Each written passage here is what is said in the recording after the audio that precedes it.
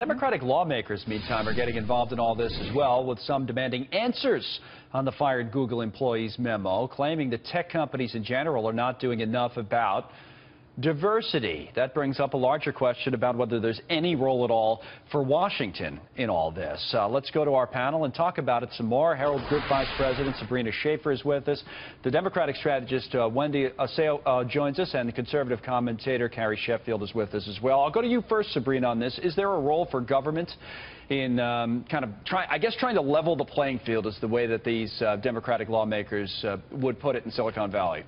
Well, no, there's definitely not a role for Washington. We should stay as far away from this as possible. But I do think that there's room for a larger conversation. Connell, you know that I believe deeply in gender differences. I do think that men and women have different preferences and aptitudes and strengths, and that's a wonderful thing.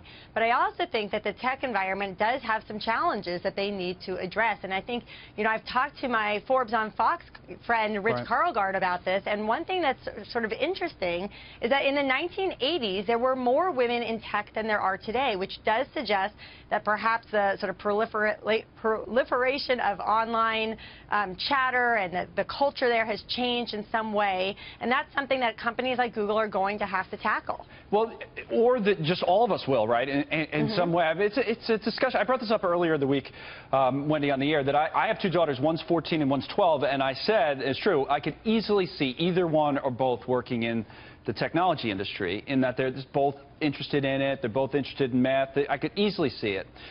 But these numbers are something else in terms of how many more men than women work in that particular industry. So what's your view, Wendy? Is it something that has to be forced upon the industry by government, or something that we just need to talk about? What should we do? Should we do anything?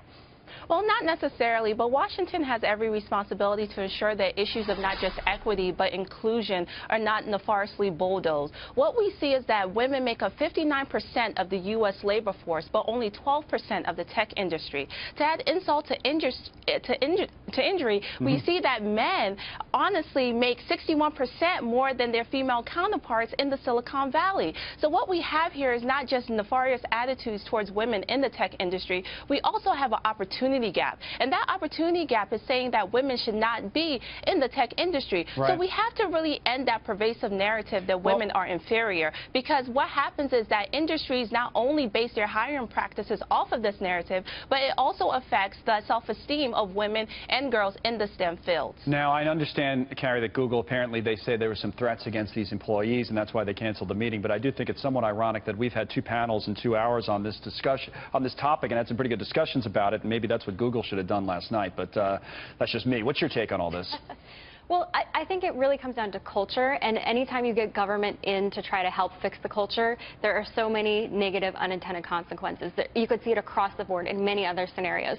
I do think there is a major cultural problem in Silicon Valley. You look at some of the very explicit text messages and other harassment of women who are trying to get just like a man. Women are not comfortable. They're harassed. The men are forcing them to try to have sex with them or to date them, and they're just trying to get investment for their tech company, and they're being treated like objects. So it is a cultural problem. Well, that's a company issue, not a government issue to go in and regulate. It's a cultural problem. I mean, it's certainly, I think it's pervasive throughout Silicon Valley, but I think that's something that when it rises to the level of harassment, then that is something from, I think, a legal perspective, the government should get involved. But in terms of just mass regulation, it's not going to work. You agree with that, Sabrina? Do you agree with that it's a cultural, technology industry specific problem? Well, I definitely think that there is something unique to technology, because what's interesting is that we're seeing a lot of women who are strong in math and science, but they're turning their energies to other fields where they can use that. Environmental science, architecture, biology, veterinarian school, all of these areas where women who have those strengths are choosing to go into. Perhaps it's because of the culture, perhaps it's they can create a better work-life balance, who knows exactly. But the reality is it's going to be tech's loss, because there are women who have those strengths, who have those abilities, and they're going to lose them. What about the fact that Google wouldn't even talk about it last night? I mean, are you just accepting, do we all accept on face value the fact that, you know, it was because of the online threats? And you know, that can be serious, maybe it was, but to me it seems a little bit odd. Isn't that fair, Wendy, that they should at least, and that goes to the firing of this guy as well, even if you disagree with the guy, that we should at least be having this discussion rather than firing people?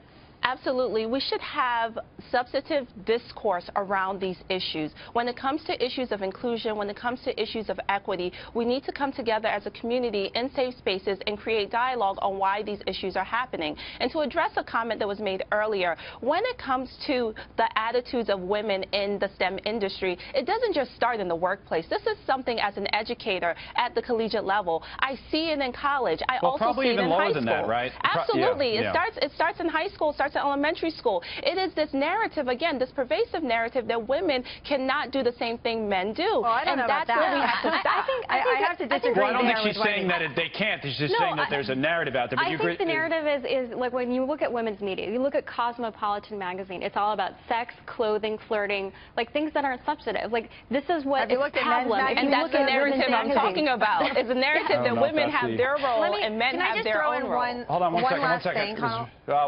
Sabrina, make this the final point. We do have to go in a second, but I know you wanted to make a point. Go ahead. One last point. If you actually look at the students who are enrolled at MIT, presumably the sort of top math and science school in the nation, even there are stark differences between what men and women are choosing to major in. Women are choosing sort of the, quote, softer sciences, which I think is a misnomer, and men are going to computer engineering and such. Right. And I think it's important, you know, in this conversation, there may be cultural problems, but there also are genetics and sort of gender differences. Right, and all of them. Every single part of it is probably important to at least talk about, even if you disagree with someone on, and then you don't, which we tried to do here at least. Sabrina, Wendy, Carrie, thank you, all three of you.